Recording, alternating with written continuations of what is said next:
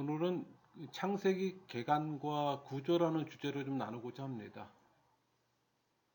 창세기 기록 연대는 출애굽 후부터 모세의 사망 이전 그 사이 기간이니까 BC 1446년에 출애굽했잖아요. 그거는 모세가 또 1406년에 죽었으니까 그 사이 어느 한 기간입니다. 또 창세기를 한 줄로 정리하면 선민 구원 역사 시작을 중심으로 한 이 우주 만물과 또 인류 역사의 기원과 또 선민 이스라엘의 형성사의 기록이에요. 성경의 시작인 창세기는 모세오경의 첫 책이기도 해요. 그 모세오경은 출애굽 시대 모세가 자기 죽음에 임박해 하나님의 종으로 필생의 사역으로 남긴 기록이잖아요. 그러니까 모세오경은 또 이스라엘을 위한 믿음과 생활의 근거와 또 규범이 필요했어요. 그래서 태초부터 출애굽 광야 시대까지 하나님의 구원 역사와 또 하나님이 선민에게 선포하신 또 율법을 또 총망라하고 있습니다.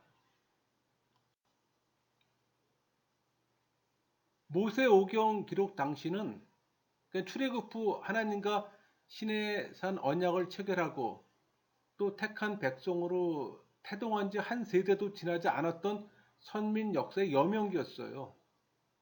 이제 막 40년간 광야 생활을 마치고 아브라함 때부터 조상들에게 주어졌던 이 언약에만 근거해 또 약속의 땅인 가나안을 정복하기 위한 전쟁을 목전에 둔 격동기였습니다. 바로 이 같은 상황에서 모세는 한 시대의 종료와 또 새 시대의 도래를 주시했던 거예요. 이제 정복 전쟁을 해야 할 백성들과 또 약속의 땅 정착 이후에 태어날 이 선민 역사를 이어갈 후손들을 위해 또 성령의 영감을 받아 또 펜을 들었던 겁니다. 이 같은 배경과 동기로 기록된 이 모세오경의 핵심 내용은 선민 역사 과정의 역사와 율법이에요. 그러니까 하나님께서는 야곱의 12아들에게 기원을 둔 이스라엘 민족을 따로 구별해 지켜주셨어요. 또 그들 조상이 애굽에 내려가게 된 과정, 또 400년간 애굽의 영유, 그리고 출애굽 후 40년 광야 생활을 마칠 때까지 전 과정을 하나님이 계속 주도하셨어요. 이스라엘을 특별한 선민으로 태동시킨 역사가 또 전면에 제시됩니다. 이제 이스라엘은 선민으로 위로는 하나님을 경외하며 또 아래로는 이방 민족의 지도자 역할을 해야만 했어요. 이를 위한 구체적 지침으로 하나님이 직접 주신 율법이 각 문맥에 따라 자연스럽게도 설명됩니다. 모세오경을 좀 대략적으로 보면은 창세기에서 출애굽기 전반부인 창세기 1장에서 출애굽기 19장까지는 전적으로 역사를 다룹니다. 그리고 출애굽기 후반부부터 신명기까지는 역사 기록과 더불어 또 율법 기록을 병행해요. 그러니까 출애굽기 후반부는 시내산에서 또 하나님과 언약 체결 후 십계명과 또 성막과 관련된 율법을 또 수여합니다.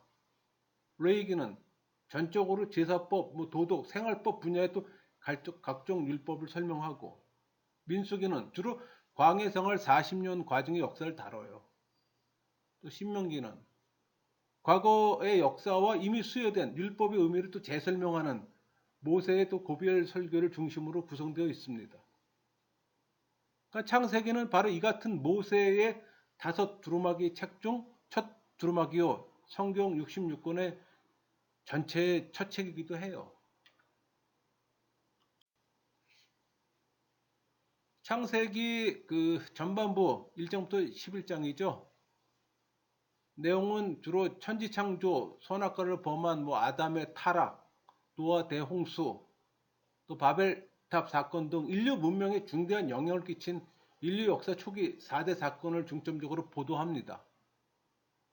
그 같은 사건이 이어지는 와중에서도 또 하나님이 이스라엘 민족의 혈통을 또 아담부터 아브라함까지 계속 구별하시고 또 보호해 오셨음을 또 보도해요. 그러니까 인류 초기 역사를 보여주는 이 전반부는 그것이 포괄하고 있는 긴 세월에 비한다면 너무 짧아요. 그러나 그 짧은 거는 성경이 인류 역사의 초기의 일들을 어떤 백과사전적 관점에서 기록한 게 아니잖아요. 구속사적 관점에서 인생들이 꼭 알아야 할 내용만을 극도로 압축 제시하고 있기 때문입니다. 또 하나님은 이 천지 창조를 통한 역사의 기원은 물론 첫 인간인 아담의 범죄로부터 비롯된 또 죄의 기원을 다루고 또 하나님의 심판의 어떤 필연성 그리고 역설적으로 죄로부터 비롯된 하나님의 구원 역사의 계시 또 인류의 끝없는 타락과 노아 대홍수 또 문화와 언어의 결정적 분화를 가져온 바벨탑 사건 등 연이어 설명합니다.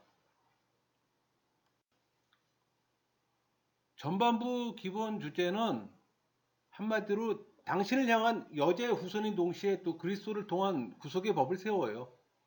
그러니까 인간의 배반과 타락에도 불구하고 또 장차 그리스도가 나실 혈통이요. 또 동시에 율법을 수여받은 이스라엘 민족을 태초부터 끊임없이 선택, 구별, 보존해 오신 또 하나님의 섭리와 사역이에요. 그러니까 한마디로 구속사의 큰 흐름의 발언과 원형을 보여주는 겁니다. 또 아브라함, 이삭, 야곱, 요셉 등 4대에 걸친 이스라엘 최초의 어떤 직계 조상들의 어떤 행적을 보여주는 후반부 12장에서 50장 그 역시 구속사적 관점에서 기록됐어요. 그러니까 여러분 성경은 구속사적 관점에서 해석을 해야 되는 거예요. 그렇게 읽어야 되는 거고. 먼저 4대 족장을 통한 이 선민 이스라엘 혈통의 최종적 구분 과정이 보도됩니다.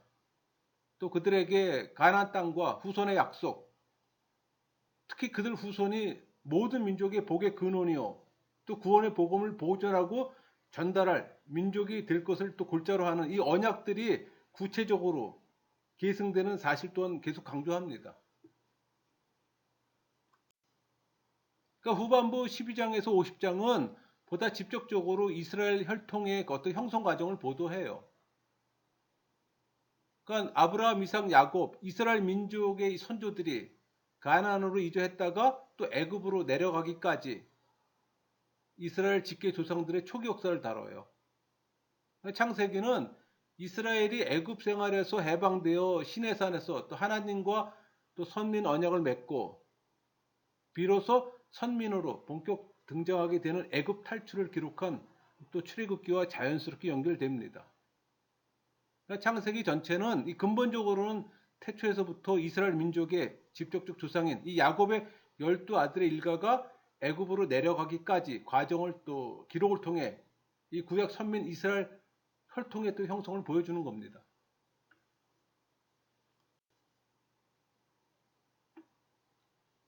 모세는 이 4대 족장의 인간적 면모를 아주 적나라하게 제시합니다. 그러니까 하나님께서 인간들의 어떤 부족함, 사악함, 변덕스러움에도 불구하고 한번 택하신 당신의 백성을 또 신실히 보호하시고 또 그들 개인을 복주세요. 물론 그들을 통해 또 구원의 역사를 확장시켜 나가심을 또 부각시킵니다. 그러니까 이는 신앙인들에게 어떤 인격적인 결함과 실수에도 불구하고 또 구원의 약속이 성취되는 그 순간까지 또 하나님이 지켜주시고 또 인도해 주실 걸 확신시켜요. 그러니까 지금까지 주로 모세오경 전체의 문맥의 관점에서 창세기의 내용 구조를 파악한 겁니다. 창세기의 근본 내용을 담고 있는 기원의 문제는 사실 그 자체로도 중요한 의미를 가져요. 이 같은 사실은 그 어떤 이유로도 결코 간과되어서는 안 됩니다. 창세기는 여러 가지 측면에서 시작을 다루고 있잖아요. 그 중에서 가장 중요한 것은 천지 창조와 또 선민 역사의 시작입니다. 그러니까 우주와 역사 그리고 우리 인간 전체의 기원인 천지 창조를 기록하고 있어요. 그러니까 천지 창조야말로 모든 존재와 그 존재들 사이에 발생한 모든 역사의 가장 원초적 기원이잖아요. 따라서 창세기는 물론 성경 전체가 이 천지 창조의 보도로부터 시작되는 것은 극히 자연스러운 일이에요. 그러니까 성경은 마지막 책인 요한 계시록에서 세상의 종말에 대해 기록함으로 시작과 종말과 전체를 조망하는 새 계시의 대화 드라마라고 할까? 그렇게 이해하면 좀 쉬울 것 같네요. 여러분, 성경보다 더 원대한 비전을 주는 말씀은 없어요. 창세기는 인간 타락 직후부터 여자의 후손을 통한 구원 역사의 시작과 또 구원에 속한 자들의 역사 시작으로 또 시작합니다.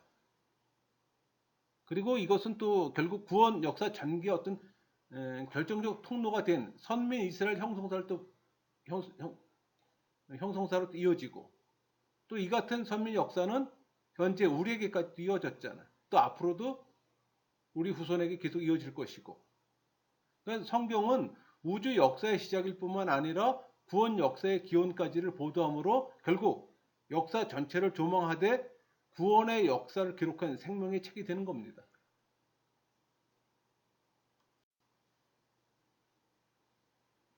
여러분, 성경의 시작인 창세기가 우리에게 주는 메시지는 너무 많아요.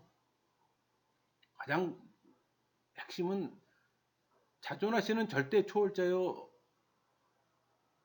그런 존재가 그 여호와 하나님이라는 겁니다. 그러니까 절대 초월자이기에 뭐 창조와 통치를 통해 모든 존재의 기반과 모든 사건의 원인이 되는 거예요. 그래서 우주와 인생 만사는 하나님 없이 있을 수 없으며 또 설명될 수도 없고 해결될 수도 없어요. 그걸 인식해야 되는 겁니다. 또 하나님 위에 모든 존재는 피조물이라는 사실이에요. 그러니까 6일 동안 천지 만물을 지으신 하나님의 창조 행위는 우주와 또 역사의 기원입니다.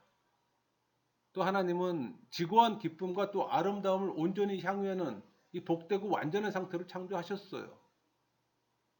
또 인간은 하나님의 형상대로 창조되고 또 자유의지를 통해 또 교제를 나누며 또 하나님을 대리해 모든 피조기를 다스릴 권한을 또 위임받은 존재입니다.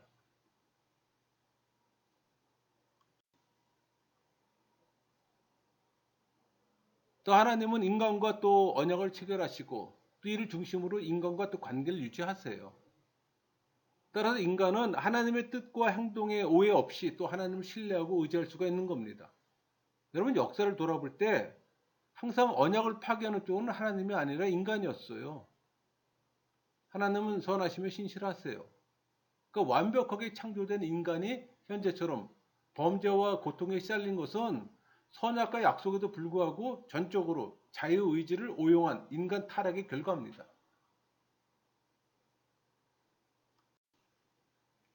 인간은 범죄 이후 또 선악과 언약대로 죽을 수밖에 없었잖아요.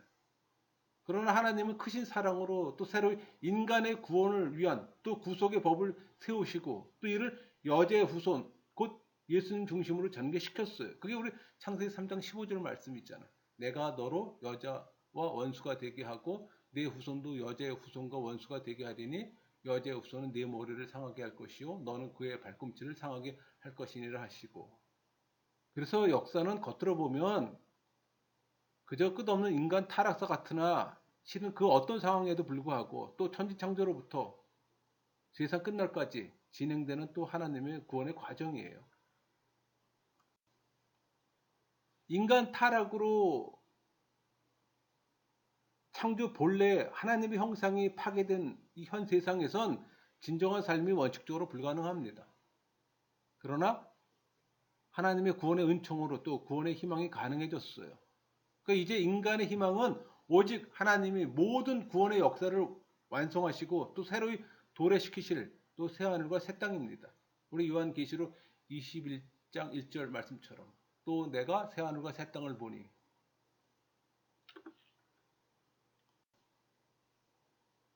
여러분, 하나님은 구원의 역사를 택자 중심으로 전개하세요.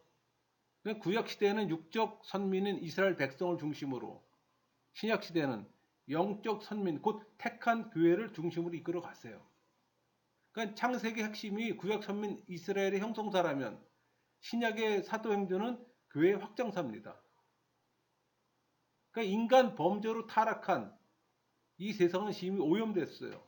그래서 인간과 만물은 신음할 수밖에 없는 겁니다. 우리 로마서 8장 22절 피조물이 다 이제까지 함께 탄식하며 함께 고통을 겪고 있는 것은 우리가 아느니라. 하나님은 완전성을 상실한 세상을 회복시키기 위한 이 재창조의 역사를 인간 범죄 이후부터 세상 끝날까지 진행시키세요. 따라서 하나님의 구원 역사, 곧 구속사는 일면 재창조의 역사이기도 합니다.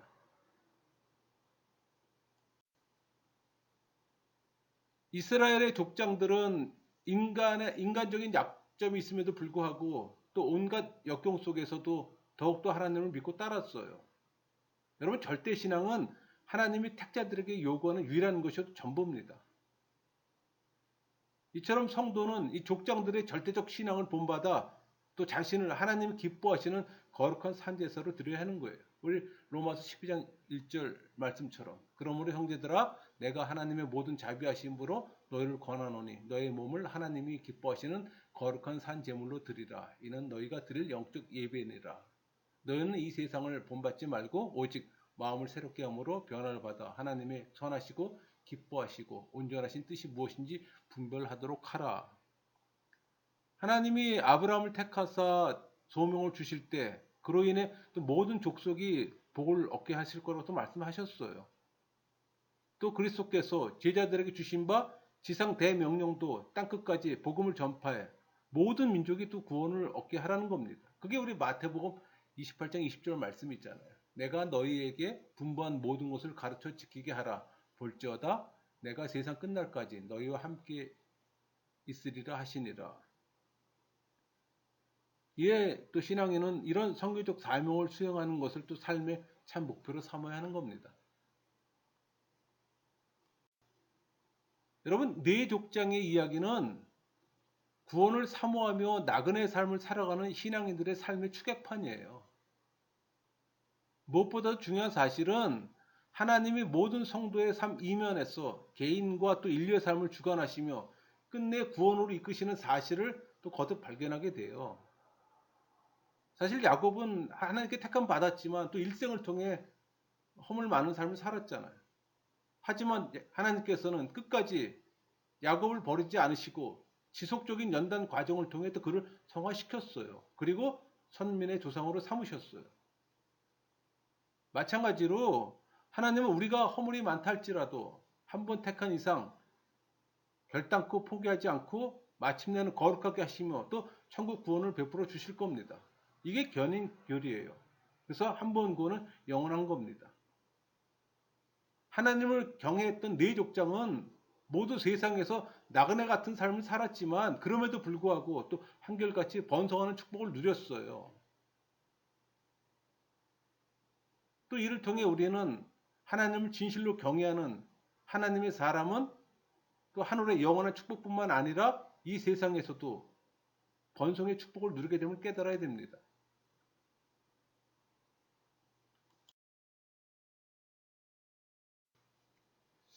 요셉의 생애를 마감함에 있어서 그 A, B, C, D, E 이렇게 와우 계속법을 사용하는데 A는 요셉의 향년, B는 요셉의 여생, C는 요셉의 예언, D는 요셉의 유언, E는 요셉의 죽음.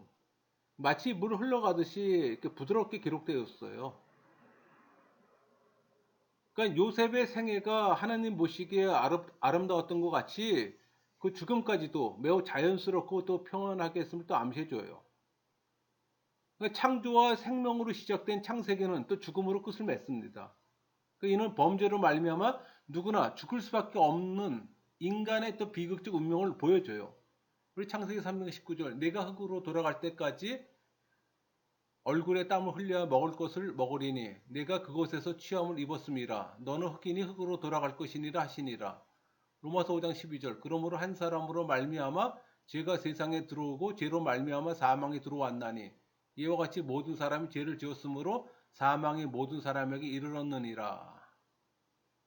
그러나 이런 인간의 죽음도 또 인류의 죄를 십자가에 대속하신 그리스도 예수 안에 있을 때 두렵지 않아요. 그러니까 그리스도 예수 안에 있는 성도는 새 생명을 얻고 또 영원히 살게 되잖아요.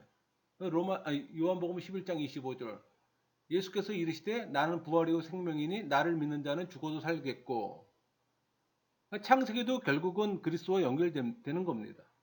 그러니까 그게 복음으로 해석하는 거예요. 우리가 구약에 머물면 유대 경전을 공부하는 거잖아요. 우리는 기독교 경전을 공부하는 겁니다. 그 사실 꼭 기억하세요.